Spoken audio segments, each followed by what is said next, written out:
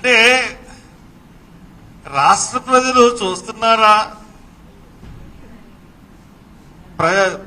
రాష్ట్రం అంతా చూస్తుందా? ఈ రాష్ట్రం అంతా ఏ రకంగా చూస్తున్నారంటే వివక్ష. ఒక ఇద్దరు మనుషులు చనిపోతే,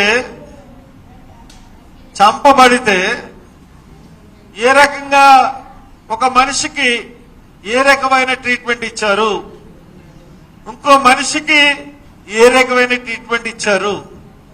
వివక్షతో ఈ సమాజంలో ప్రభుత్వాలు వ్యవహరించడం మనం చూస్తూ ఉంటుంటే మొత్తం సిగ్గుతో తలంచుకునే పరిస్థితి.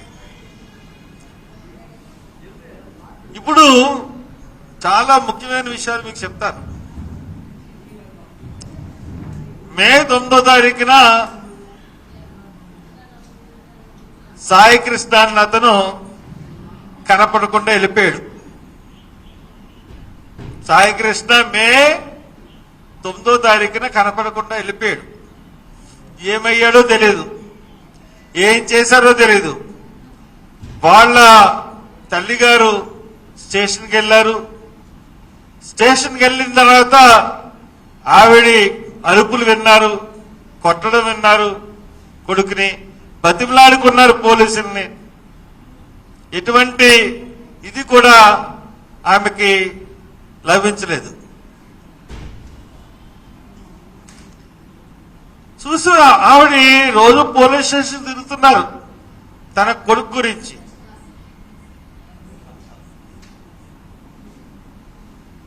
అయితే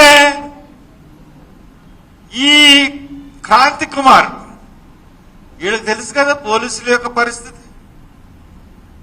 అంటే క్రాంతి కుమార్ చనిపోయేటప్పటికి 21వ తారీఖున అప్పటికే క్రాంతి కుమార్కి తెలుసు సాయి కృష్ణని ఎంత దారుణంగా కొట్టి చంపేశారో అన్న విషయం క్రాంతి కుమార్కి తెలుసు. అందుగురించే పోలీసులు రమ్మంటే ఇంట్లో ఉన్న వ్యక్తి తలుపులు వేసేసుకుని వాళ్ళ తల్లిగారిని, పోలీసులు వచ్చారు కదా స్టేషన్కి వెళ్ళి రమ్మంటే లేదమ్మా చంపేస్తారు, లేదమ్మా చంపేస్తారు అంటే సాయి కృష్ణని చంపేశారన్న విషయం క్రాంతి కుమార్కి తెలుసు. సాయి కృష్ణ చంపేశారు, నేను వెళ్ళినా కానీ నన్ను చంపేసి శవాన్ని దొరకకుండా నా కుటుంబానికి చేస్తారు అన్న విషయం తెలుసు కాబట్టే ఆ రోజున ఎవరికి చెప్పకుండా పురుగుల మందు తాగేశాడు, గుళికలు తాగేశాడు. ఖచ్చితంగా జరిగింది ఇదే. సాయికృష్ణ మరణం క్రాంతి కుమార్కి తెలుసు. ఎందుకంటే అదే స్టేషన్లో క్రాంతి కుమార్ని రౌడీ షీట్ అని చెప్పి తీసుకుని వెళ్ళి, రే మాది కూడా కదరా, బూట్ పాలిష్ చేయరా, బూట్లు పాలిష్ చేయరా, రే లిటర్లు గడగరా అంటే మానవ సమాజంలో దారుణమైన బూతుబారులతో పదజాలం మాట్లాడి డిపార్ట్మెంట్ ఏదన్నా ఉందంటే పోలీస్ డిపార్ట్మెంట్. ఆ ఎస్పీలు సిఐల్ని, ఎస్ఐల్ని, కానిస్టేబుల్ని అదే బూతు పదజాలంతో మాకు తిడతారు. సిఐలు ఎస్ఐలు తిడతారు, ఎస్ఐలు కానిస్టేబుల్ని. చాలా నీచమైన పదజాలం వాడి తిట్టడం అన్నది ఆ పోలీస్ డిపార్ట్మెంట్ లో ఉన్న పెద్ద జబ్బు. అది బయట వాళ్ళ మీద చూపెడితే అది ఏ రకంగా ఉంటుంది? ఈ రోజున అన్నిటికన్నా విచిత్రం ఏంటంటే సిఐ నాగరాజుకు మద్దతుగా ప్రదర్శనలు అయిపోయింది. ఒక్క 5 నిమిషాలు. సిఐ నాగరాజుకి మద్దతుగా ప్రదర్శనలు. సిఐ నాగరాజు యొక్క ఆస్తుల విలువ ఎంతంటే సుమారు 50 కోట్ల పైగా ఆస్తులు ఉన్నాయని చెప్పి,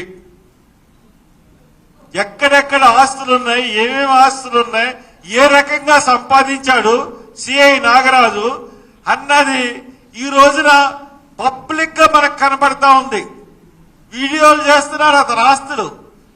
అరే హ్యాసిరీల్లో భాగస్వామ్యం, ఎక్కడ చేస్తే అక్కడ ప్రతి కంపెనీల్లో భాగస్వామ్యం. అంటే ఆ సిఐ నాగరాజుకి ఆడిని, ఆ సిఐ నాగరాజు గాడిని సపోర్ట్ చేస్తూ కొంతమంది గాడిదలు తయారయ్యారు కృష్ణలంకలో. వాళ్ళు ఎవరంటే తెలుగుదేశం మద్దతు కాపులు, లేకపోతే ఒక అవినీతి పరుడికి పోలీస్ స్టేషన్ లో హింసించి చంపేసే ఎదవకి వెనకాల కొంతమంది సపోర్టింగ్ గా వచ్చారంటే ఎంత డబ్బు తీసుకున్నారా మీరు? డబ్బులు తీసుకోకుండా మీరు అందరూ వస్తారా? ఒక మనిషిని చంపేశాడు అని మేము బాధపడతా ఉంటే వాడికి సపోర్ట్ గా రావడానికి మీకు ఏమైనా సిగ్గుందారా? పైగా క్రాంతి కుమార్ మీద అవాకులు చవాకులు, అమ్మాయిల్ని ఏడిపిస్తాడని, తర్వాత మాదక ద్రవ్యాలు తీసుకుంటాడని సోషల్ మీడియాలో పోస్టింగ్. రే ఆ క్రాంతి కుమార్కి భార్య ఉంది, 2 పిల్లలు ఉన్నారు, తండ్రి ఉన్నాడు. వాళ్ళ కుటుంబం చూడండి ఎక్కడుందో. ఆ కాలాగొట్ట దగ్గర కుటుంబం చూడడానికి వెళ్తే ఒక గదిలో ఉంటున్నారు. పేరుపోగ వెంకటేశ్వరరావు ఎంతో కాలంగా ఉద్యమాలు చేస్తూ కనీసం ఎటువంటి గృహంలో ఉంటున్నాడో చూసి తెలుసుకోండి. సిఐ నాగరాజు లాగా కోట్ల ఆస్తి పేరుపోగ వెంకటేశ్వరరావుకి లేదు. అందుగురించే క్రాంతి కుమార్ సాయికృష్ణ చంపేసి శవాన్ని మాయం చేశారు కాబట్టి సవ్వన్న దొరుకుతుందని చెప్పి విషయం ఏమీ తెలియకుండా గుళికల ముందు తాకి చనిపోయాడు. 3వ రోజున ప్రార్థన అయిపోయింది. 30వ తారీఖున ఏదో మీటింగ్ పెట్టాడు, అది కూడా అయిపోయింది. తర్వాత తెలిసింది వీడియో ఉన్నట్టు. ఫోన్ ఎక్కడుంది ఈ ఫోన్ అని ఎదుగుతున్నప్పుడు వీడియో తెలిసింది. అయ్యో నా కొడుకుని చంపేశారా ఈ విధంగా అని బాధపడుతూ ఉంటుంటే సాయికృష్ణని కుటుంబాన్ని పరామర్శించడానికి జగన్మోహన్ రెడ్డి గారు వెళ్ళారు. బాధితులకి సమస్య కష్టంలో ఉన్నప్పుడు ఆదుకోవడం తెలీదు. నీకు చంద్రబాబు బాగా గుర్తుపెట్టుకో, నీకు రక్షణ కవచంగా నిలబడి ఈ రాష్ట్రాన్ని పర్యటించినప్పుడు నిన్ను నడిపించింది మాదిగలు, లేకపోతే నీకు దిక్కు లేదు. అటువంటి మాదిగరికి బాధ కలిగినప్పుడు పిలిపించుకుని మాట్లాడే ఒక సానుభూతి కూడా నీ దగ్గర లేదు. పైగా క్రాంతి కుమార్ మీద నీచమైన రాతలు రాయిస్తుంది మీ పార్టీ.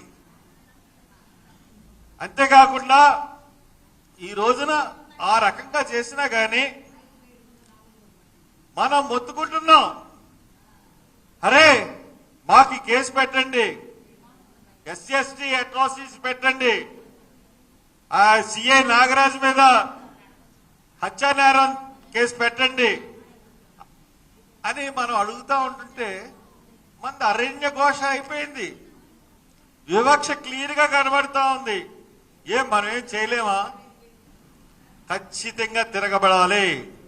గుర్తుపెట్టుకోండి, ఈ స్టేజ్ మీద నుంచి రాష్ట్రంలోని మాదిగ క్రైస్తవ ముస్లింలందరికీ కూడా పిలుపునిస్తున్నాను. ఈ సభ పిలుపునిస్తుంది. మనల్ని 2వ జాతి పౌరుల కింద చూస్తున్నారు.